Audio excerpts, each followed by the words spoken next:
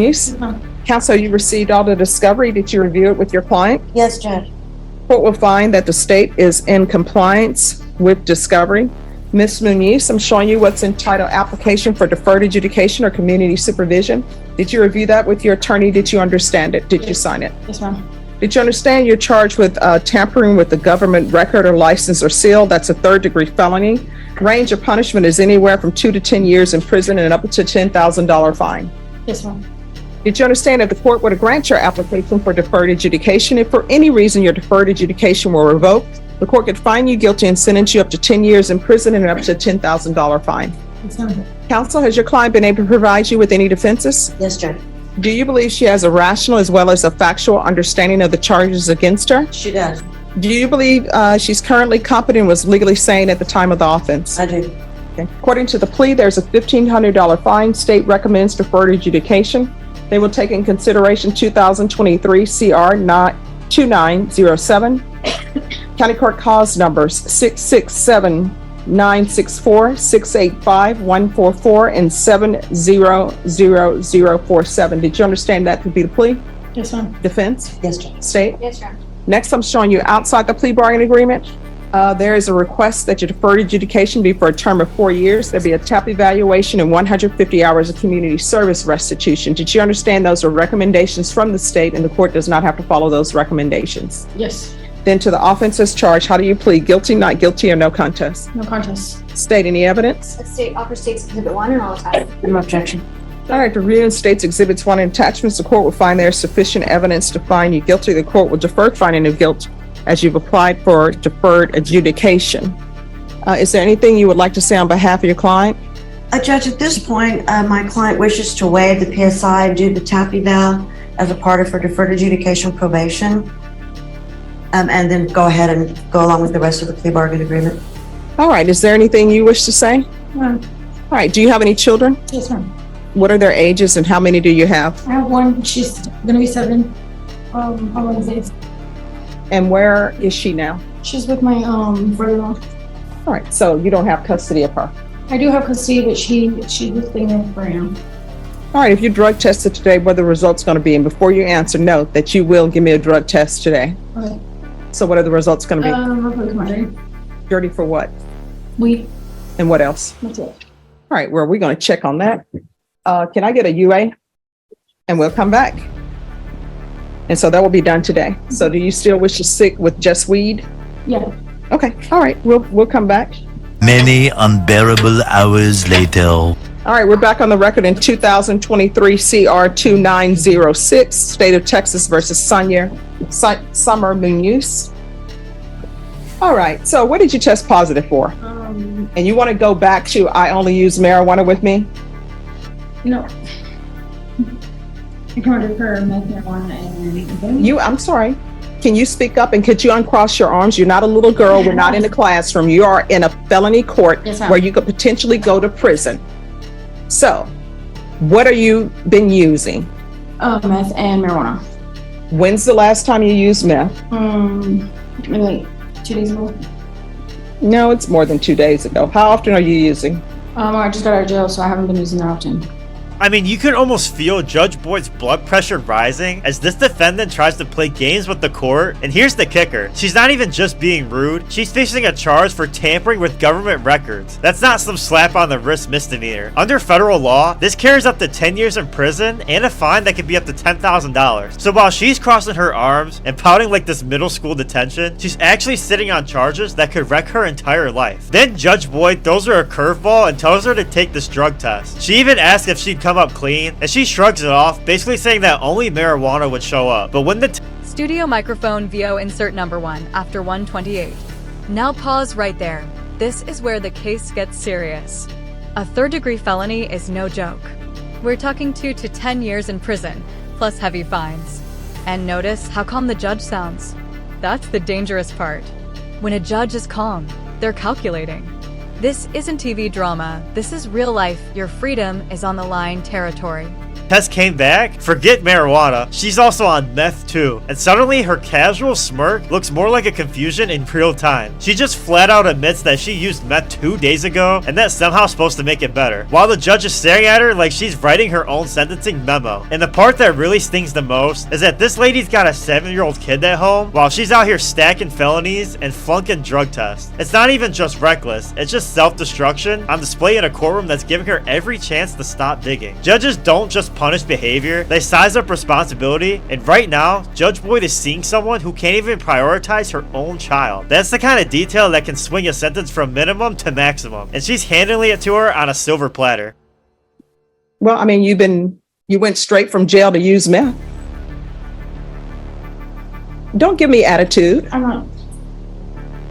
You've been dishonest with the court. You made them waste up. You think UAs just are free? You made them waste a UA, telling me that you're going to be positive for marijuana only when I knew it was not going to be the case. And now you're positive for meth, amphetamines, and marijuana. So who are you using with? Are you using by yourself in a dark room? Or are you using with some boyfriend? Who are you using with? No, actually, where I'm staying at. And where is that? With a friend. Who is this friend? Her name is Natasha. All right. I like the way you make up names. I can't believe anything you're telling me now because you were dishonest about the drug use. It's the only place I have to stay at right now, so I'm gonna use, and it was tempting.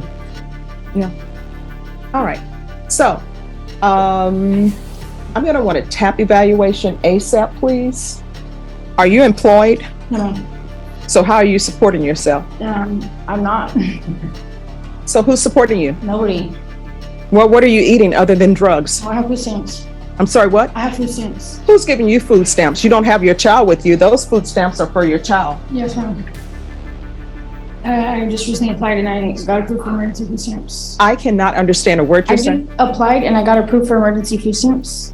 I know people who really should have food stamps that don't get approved. So you don't have your child with you. You're using meth. You're probably selling your food stamps for meth. And this is a tampering with a government record. So I don't even know if you obtain your food stamps legitimately. So what did you tell them in order to get food stamps? Because you don't qualify. Okay. I think she's probably going to end up with another criminal case. Yes. Because I don't know of the government giving out food stamps to people who won't work. There's nothing wrong with you. You don't have your child with you. Somebody else is taking care of your child. I have to look for work. It's like one of the conditions that they gave me in order to get food stamps. So I'm supposed to be going to the workforce. Well, you're obviously doing a poor job of it, but I tell you what, you're in this court, you're going to have employment. I'm not going to, the length of probation is outside the agreement. So it's going to be more than 4 years in this court because she has a lot of work that needs to be done to, I don't know why you're giving me the attitude. No, I'm not trying to. I'm sorry. Yes, you are. Either that or it's because you're high. I don't know which one it is, but you're giving me attitude, and that attitude will most likely be readjusted by me at the Bexar County Jail. So I don't know if your attorney told you this, but I can send you to the Bexar County Jail as a condition of this probation, and I can also send you to the state jail facility as a condition of this probation for attitude readjustment. Do you want that? No. All right, so I'm going to sentence her to 6 years deferred adjudication. You're getting a job, and there are plenty of jobs that are available. You're going to knock your pride aside, and if you're going to be flipping burgers at McDonald's or working on fries, you're going to be the best fry person you can be until you move up. You understand? Yes, ma'am. How far did you go in school? 9th grade. 9th grade. Why did you drop out? I had a problems at home. What were these problems? You using drugs? No, not necessarily. Just like things that were going on with my mom's marriage and everything else. And what's that tattoo on your neck? And it says only the strong survive. All right. People love to put down sands on their bodies because they can't remember them.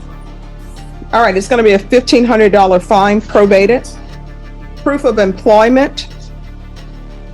And it's going to be proof of full-time employment within 15 days. If you have to get 2 part-time jobs, you will get 2 part-time jobs for the court. Full-time employment is at least 40 hours a week. There's to be no employment as a home health care provider or with minors. There's to be no unsupervised contact with minors. Has Child Protective Services been in your life? Yes. And so were your rights terminated? What happened to your parental rights? I still have my rights, but I just don't have my daughter. My family disagreed to take care of me until I get, take care of my daughter until I get back on my feet. Parenting classes, and I want intensive parenting classes. There's to be 150 hours of community service restitution that will not be waived. She has to do those. You're either going to get your GED or either you're going to get some sort of trade certificate. Take in consideration 2023 CR 2907, County Court Cause number 667-964, 685-144, 70047. I'm going to want a referral to felony drug court, TAP evaluation. If she's not accepted in felony drug court, we'll start with intensive outpatient treatment with probation. There's to be regular reporting by Zoom or in person. The UA hotline, and she's to be tested once a week. Make sure the levels are going down. If the levels start going up, issue a motion to revoke. And I'm going to want field visits 1 time per week until further notice. Probation, is there anything else she needs? Oh, I'm sorry, 1 time per month. Probation would have got a shock. That'll be all. Anything else you need from the court to be successful? No. We can go off the record. So that tattoo you have about only the strong will survive, that's the mode that your child is being in. And your child should not be in that. Her parents should not be using drugs. Her parents should get her life together, and somebody else should not be raising your child. And you just 100% living off the government, that's not going to happen in this court. You get another job. Do you understand? And if you got those food stamps illegally, you better turn them in, because your counsel can tell you